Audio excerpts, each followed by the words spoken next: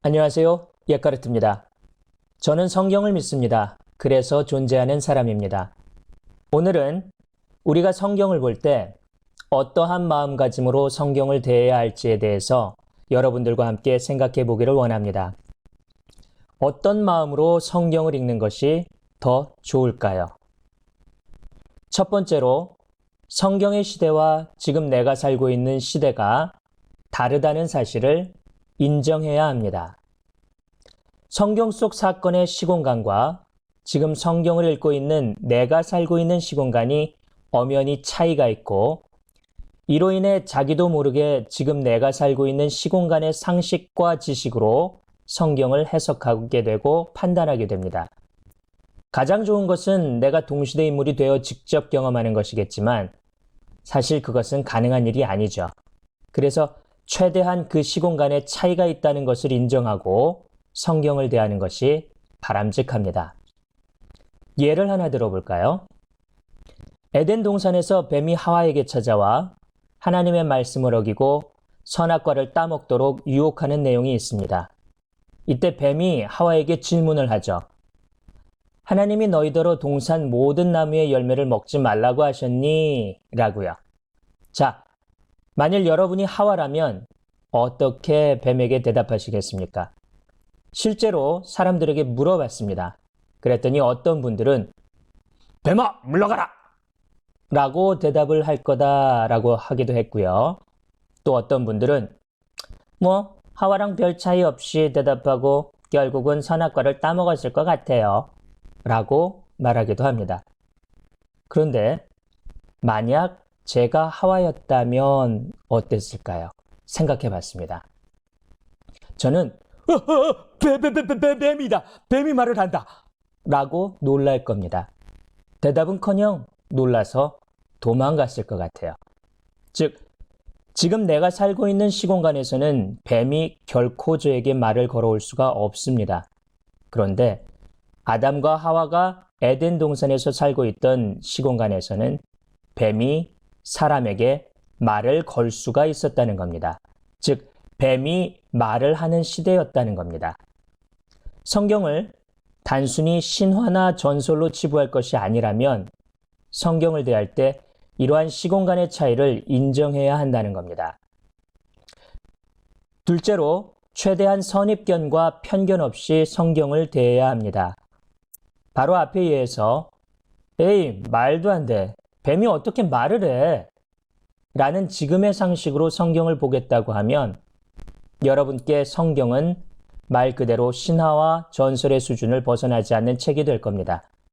하지만 시공간의 차이를 인정하고 거기에 지금 나의 상식이라는 선입견과 편견을 배제시키면 여러분은 성경을 통해서 한 걸음 더 하나님 앞에 가까이 다가가실 수 있을 겁니다. 이전에 저의 영상 성경은 우주를 말하지 않는다 관련해서 에이, 어떻게 우주가 없어? 과학을 몰라? 라는 지금의 상식으로 보면 저는 미친놈이 되겠지만 시공간의 차이를 인정하고 지금 상식이라는 선입견을 빼고 성경을 보게 되면 성경 속에서 우주를 찾지 못하실 겁니다.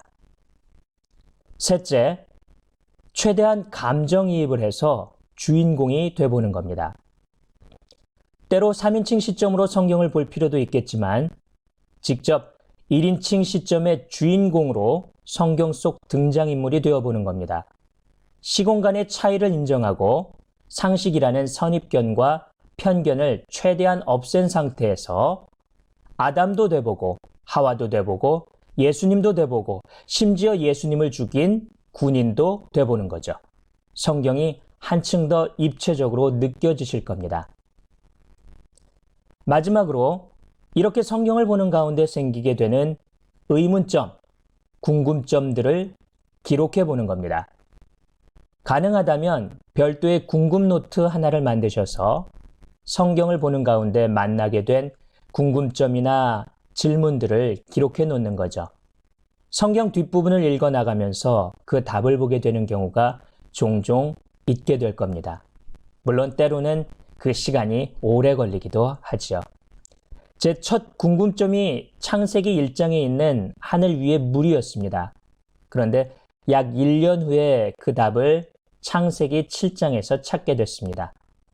1장에서 7장까지 읽어가는데 1년이 걸린 건 아니었고요.